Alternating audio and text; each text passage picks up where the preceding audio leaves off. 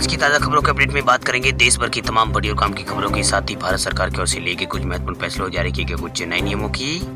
इसके अलावा WhatsApp channel वाले लोगों के लिए एक जरूर महत्वपूर्ण खबर है, बताएंगे आपको आगे इस अपडेट में। साथ ही अब बिना बीएड के सरकारी शिक्षक बनने का अब सपना होगा पूरा। सरकार ने नियमों में क्या है संशोधन, आखिर क्या है पूरी खबर बताएंगे आपको आगे इस अपडेट में। साथ ही अब खाने के तेल की कीमतों पर दिख रहा है इनपुट ड्यूटी की कटौती का असर, त्योहारी सीजन से पहले घटने लगे हैं तेल के दाम। आखिर क्या है पूरी खबर बताएंगे आपको आगे इस अपडेट में। साथ ही यहाँ पर बैंक खाताधारकों के लिए एक जरूरी महत्वपूर्ण खबर है। इसके अलावा रेल यात्रियों के लिए बड़ी खबर बदल गया है, रेलवे का 31 साल पुराना सॉफ्टवेयर अब सफल होगा और आसान। क्या है पूरी खबर बताएंगे आपको आगे इस अपडेट में। साथ ही नौकरी करने वाले लोगों को मिली है बड़ी राहत, यूएएन को आधार से जोड़ने की डेडलाइन बढ़ी है आगे। क्या है पूरी खबर बताएंगे आपको आगे इस अपडेट में। साथ ही यहाँ पर किसान भाइयों के लिए आज एक जरूरी और महत्वपूर्ण खबर है, बताएंगे आपको आगे इस अपडेट में। साथ ही कोरोना कर्फ्यू और लॉकडाउन से जुड़ी कुछ महत्वपूर्ण बड़ी खबर है, बताएंगे एक एक करके इस अपडेट में। साथ ही आज की तमाम बड़ी और काम की खबरों की बात करेंगे इस अपडेट में। बात करते हैं आज की पहली बड़ी खबर की, तो रेल यात्रियों के लिए बड़ी खबर बदल गया है, रेलवे का 31 साल पुराना सॉफ्टवेयर अब सफल होगा और आसान। रेल सफर करने वाले यात्रियों के लिए खुशखबरी है। दरअसल ट्रेनों के ऑपरेटिंग सिस्टम को बढ़ाने और एडवांस ट्रैफिक मैनेजमेंट सिस्टम को लागू करने के लिए भारतीय रेलवे ने बड़ा फैसला लिया। दरअसल भारतीय रेलवे ने अब यात्रियों की सुविधा के लिए ट्रेनों के ऑपरेटिंग सिस्टम को और एडवांस यहाँ पर बना दिया है। आपको बता दें कि आईआईटी दिल्ली ने रेल मंत्रालय की पहल पर रेलवे के रन ट्रेन सॉफ्टवेयर को अपडेट यहाँ पर किया है, यानी अब रेल कर्मचारियों को ट्रेन की स्थिति का सही यहाँ पर जो जानकारी है वो मिल सकेगी। इसके अलावा रेलवे ने इसरो के साथ मिलकर ट्रेनों के इंजन को भी एडवांस यहाँ पर करने की तैयारी पूरी कर ली है। वही रेल यात्रियों को किस प्रकार इसमें सहूलियत मिलेगी, तो आपको बता दें कि अब रेल यात्रियों को घंटों पहले घर से चलने से पहले या फिर प्लेटफॉर्म पर ट्रेन का इंतजार अब नहीं करना पड़ेगा। अब यहाँ पर कर्मचारी एक क्लिक में ही ट्रेन की सभी बोगियों की जानकारी अपने कंप्यूटर स्क्रीन पर यहाँ पर देख सकेंगे। वह ये सॉफ्टवेयर ट्रेन की स्पीड को प्रति सेकंड के हिसाब से कैलकुलेट कर बता सकेगा। वह ट्रेन कहाँ पहुँची है और किस स्टेशन पर कितनी देर यहाँ पर रुकी थी, ये सब कुछ जानकारी इसमें आपको मिल जाएगी। आपको बता दें कि रेलवे के अनुसार जो सॉफ्टवेयर का इस्तेमाल पहले हो रहा था वह साल 1990 में तैयार किया गया था। इस दौरान ट्रेन की स्पीड बढ़ी, साथ ही यहाँ पर ट्रेनों की संख्या भी कई गुना उसमें बढ़ोतरी हुई। रेलवे में अभी जो सॉफ्टवेयर इस्तेमाल हो रहा है वह यहाँ पर डांस यानी डिस्क ऑपरेटिंग सिस्टम पर चलता है, जिसमें यहाँ पर ट्रेनों से संबंधित सभी जानकारियाँ एक साथ कंप्लायंस काफी करना मुश्किल होता था, इसलिए अब ट्रेनों में नए सॉफ्टवेयर सिस्टम की जरूरत पड़ी थी और ये सिस्टम अभी लागू यहाँ पर किया गया है। वो ये बात करते हैं अगली खबर की, तो नौकरी करने वाले लोगों को मिली है बड़ी राहत, यूएएन को आधार से जोड़ने की डेडलाइन 31 दिसंबर तक बढ़ी। कर्मचारी भविष्य निधि संगठन ईपीएफओ ने अपने खाताधारकों को बड़ी राहत दी है। दरअसल ईपीएफओ ने नॉर्थ ईस्ट के प्रतिष्ठानों और यहाँ पर कुछ विशेष वर्ग के प्रतिष्ठानों के लिए यूएएन को यहाँ पर आधार से जोड़ने की समय सीमा को 31 दिसंबर 2021 तक बढ़ा दिया है। वही ईपीएफओ ने यहाँ पर ट्वीट करके इस बारे में जानकारी दी। आपको बता दें कि आधार नंबर के साथ यूनिवर्सल अकाउंट नंबर यानी यूएएन को लिंक करने की समय सीमा 1 सितंबर 2021 थी। सामाजिक सुरक्षा संहिता धारा 142 के तहत पीएफ जो खाता है उसको यहाँ पर आधार से लिंक कराना अनिवार्य है। अगर आपका आधार अब तक यूएएन से लिंक नहीं होगा तो आपको यहाँ पर नियोक्ताओं को आपके पीएफ यहाँ पर ईपीएफ खाते में मासिक पीएफ योगदान जमा नहीं कर पाएंगे। इसके अलावा जब तक लिंकिंग नहीं हो पाएगी आप अपने ईपीएफओ फंड से लोन या फिर किसी तरह की निकासी करने में सक्षम नहीं होंगे, ये यहाँ पर कहा गया है।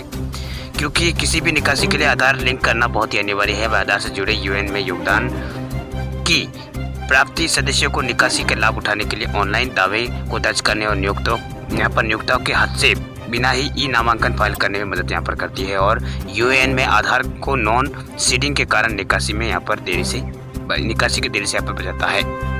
वो ये बात करते हैं अगली खबर की, तो राजस्थान के किसानों के लिए अच्छी खबर, योजना के लिए बड़ी राहत की है घोषणा।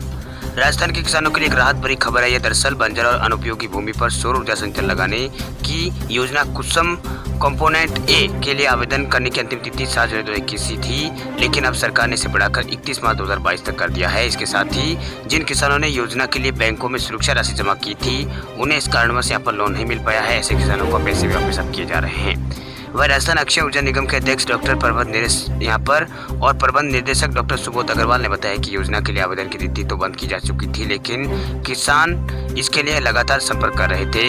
इसे ध्यान में रखते हुए इसके आवेदन की जो सीमा से बढ़ा दिया गया। अब किसान बंजर या फिर अनुपयोगी भूमि में सौर ऊर्जा लगाने के लिए यहाँ पर 31 मार्च 2022 तक यहाँ पर आवेदन कर सकते हैं। वही उन्होंने बताया कि कुसुम कंपोनेंट योजना के यहाँ पर तहत राज्य में अब तक 723 कृषकों की ओर से यहाँ पर 722 मेगावाट की क्षमता की सौर ऊर्जा परियोजना का आवंटन यहाँ पर किया जा चुका है, जिनमें 7 परियोजना से 9 मेगावाट विद्युत उत्पादन प्रारंभ किया जा चुका है। बात करते हैं अगली खबर की, तो सीबीडीटी ने 26 लाख से ज्यादा टैक्स पेयर्स को 70,000 करोड़ रुपए से ज्यादा का किया है टैक्स रिफंड। आयकर विभाग ने 6 सितंबर 2021 तक यहाँ पर करदाताओं को 7,120 करोड़ रुपए से ज्यादा का इनकम टैक्स रिफंड का यहाँ पर जारी कर दिया है।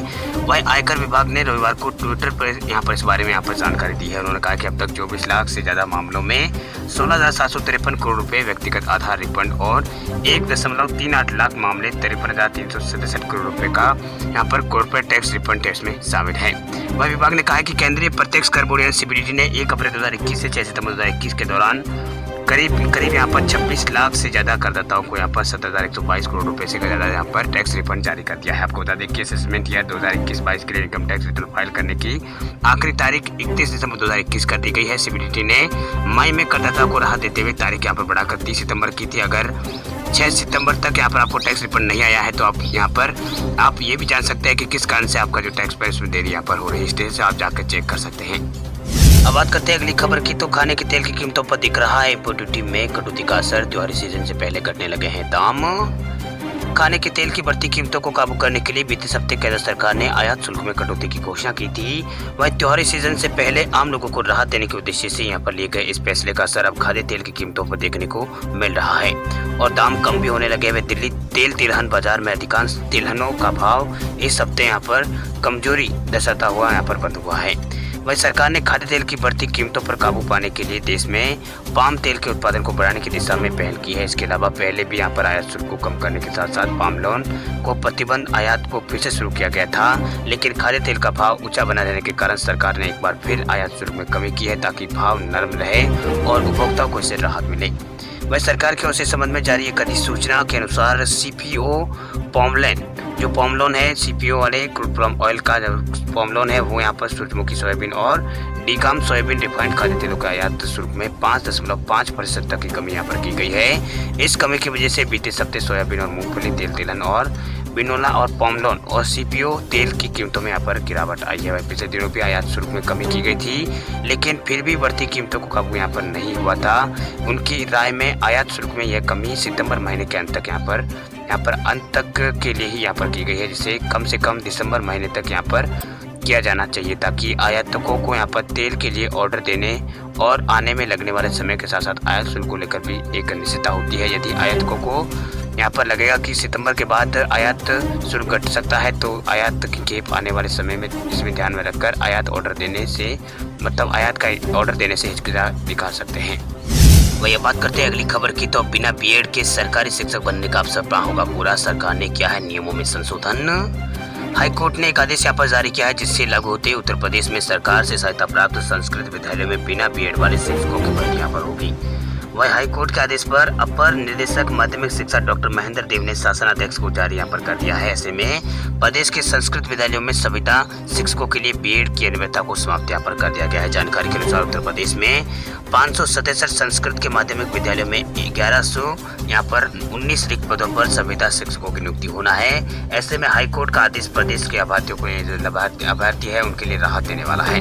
वही काफी दिनों से रिक्त पदों पर भर्ती संभव नहीं हो पा रही थी, जिसका सबसे बड़ा कारण था उत्तर प्रदेश माध्यमिक स्तर पर बीएड अनिवार्य था। लेकिन अब उत्तर प्रदेश में सहायता प्राप्त संस्कृत एवं माध्यमिक विद्यालयों में उत्तर माध्यमा स्तर पर व्याकरण और साहित्य के संविदा शिक्षकों की भर्ती के लिए बीएड की अनिवार्यता को खत्म यहाँ पर कर दिया गया है। जानकारी के अनुसार पूर्व में बीएड की अनिवार्यता नहीं थी, लेकिन सरकार 2019 में बीएड को होना आवश्यक यहाँ पर कर दिया था। वही जिसके खिलाफ यहाँ पर सरकार ने 2009 में यहाँ पर किया था इसको बीएड बनने वाले, जिसके खिलाफ सुभाष तिवारी ने हाईकोर्ट में याचिका दायर की थी। उस याचिका पर सुनवाई करते हुए 7 सितंबर को नियमावली के अनुरूप संशोधन के आदेश यहाँ पर दिए गए। जिस क्रम में यहाँ पर डॉक्टर एडी महेंद्र देव ने 8 सितंबर को श्रुत पत्र यहाँ पर जारी किया है। अगली बात करते हैं अगली खबर की, तो एसबीआई योनो की टक्कर में शुरू हुआ है बीओबी वर्ल्ड ऐप। अब आप घर बैठे आपको मिलेगी बैंक ऑफ बड़ौदा की 220 सर्विस। बैंक ऑफ बड़ौदा ने अपना digital banking platform BOB world launch कर दिया है। ये एक ऐसा मोबाइल ऐप है जहां एक साथ कई तरह की बैंकिंग सुविधा यहां पर ली जा सकती है। ग्राहकों को 24 घंटे और 7 दिन बैंकिंग सुविधा देने के लिए ये ऐप यहां पर शुरू किया गया है। डिजिटल बैंकिंग की सभी सुविधाएं अब एक साथ इसी ऐप में ली जा सकेगी। इस ऐप के जरिए ग्राहकों को यहाँ पर बैंकिंग यहाँ पर प्रोडक्ट और सर्विस की सुविधा यहाँ पर दी जाएगी। वही इस ऐप में सेविंग और इन्वेस्टमेंट, लोन और शॉपिंग सर्विस के एक साथ यहाँ पर आपको मिलेगी। भाई 23 अगस्त को बैंक ऑफ बड़ौदा वर्ल्ड की शुरुआत यहाँ पर की गई है। वही सब अभी तक यहाँ पर 50 लाख यूजर्स ने इस ऐप को डाउनलोड कर दिया है। इस ऐप पर वैसे ही यहाँ पर सुविधा दी जा रही है जैसे स्टेट बैंक की योनो ऐप में यहाँ पर मिलती है। वही बैंक ऑफ बड़ौदा के मुताबिक BOB वर्ल्ड ऐप पर ग्राहकों को एक साथ 220 से ज़्यादा सुविधा का लाभ मिलेगा। वही रिटेल बैंकिंग की सर्विस के बच्चे यहाँ पर टोटल 95% से कम इसी ऐप को यहाँ पर किए जाएंगे। वही इस ऐप के माध्यम से देश विदेश के सभी कस्टमर बैंक ऑफ बड़ौदा की सर्विस का लाभ उठा सकेंगे। वही इस ऐप पर 10 मिनट में डिजिटल अकाउंट यहाँ पर खोला जा सकता है। साथ ही ग्राहकों को तुरंत यहाँ पर वर्चुअल डेबिट कार्ड भी दिया जाएगा। वही BOB वर्ल्ड से ही यहाँ पर कोई भी ग्राहक यहाँ पर ऐसे लोन ले सकता है। इसके लिए सभी जरूरी कागजात इस ऐप पर यहाँ पर कार्रवाई इस ऐप में हो जाएंगे। वही बात करते हैं अगली खबर की, तो व्हाट्सएप यूजर्स के लिए जरूरी खबर, व्हाट्सएप पर जल्द आ रहा है voice transcription features. WhatsApp channel वाले लोगों के लिए जरूरी खबर है। दरअसल व्हाट्सएप का नए फीचर पर काम कर रहा है। ये बहुत ही यहाँ पर नया फीचर यहाँ पर व्हाट्सएप पर जल्द यहाँ पर आने वाला है। वही व्हाट्सएप एक नए फीचर पर काम कर रहा है, वह है वॉइस यहाँ पर ट्रांसक्रिप्शन।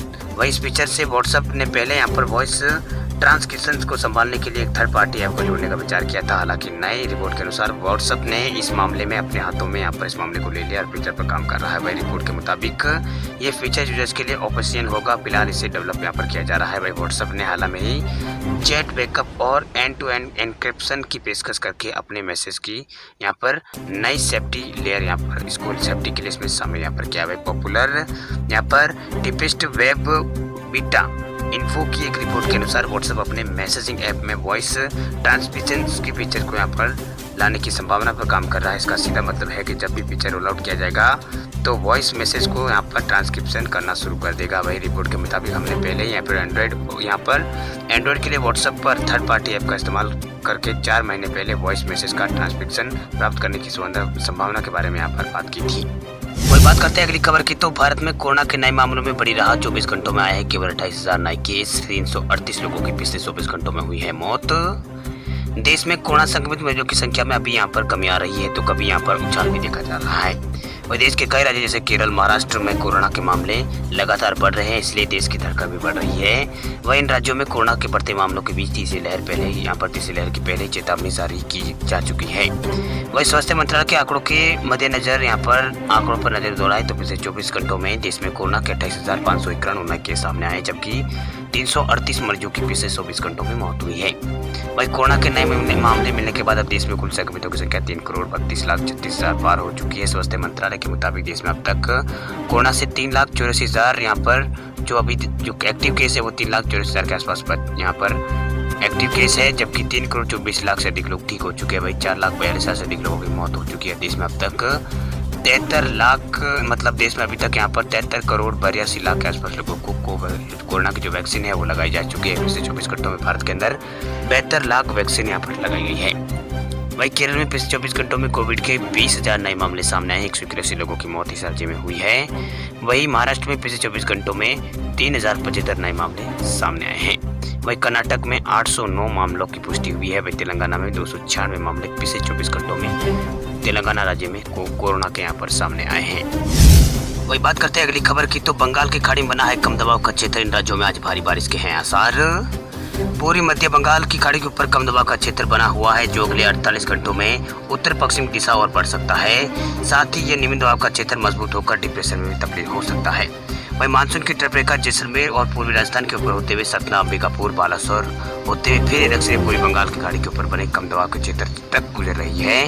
वही मौसम विभाग के मुताबिक अगले 4-5 दिन तक यहाँ पर उत्तर भारत के कई इलाकों में ठीक ठाक बारिश देखने को मिल सकती है। वही मौसम विभाग के अनुसार राजस्थान, मध्य प्रदेश, विदर्भ, छत्तीसगढ़, ओडिशा और आसपास के राज्यों में यहाँ पर 16 से 17 सितंबर के बीच भारी बारिश की संभावना है, जबकि उत्तराखंड, पंजाब, हरियाणा और उत्तर भारत के कई राज्यों में 15 सितंबर तक बारिश की गतिविधियां एक्टिव रहने का अनुमान है।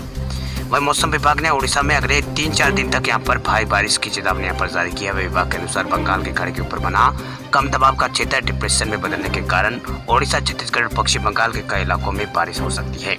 वही राष्ट्रीय राजधानी दिल्ली में यहाँ पर हल्की बारिश आज होने की संभावना है। हालांकि आसमान में फिलहाल बादलों की आवाजाही यहाँ पर चल रही है। वही मौसम विभाग के अनुसार दिल्ली में अगले 7 दिन तक हल्की से मध्यम बारिश होने का अनुमान है।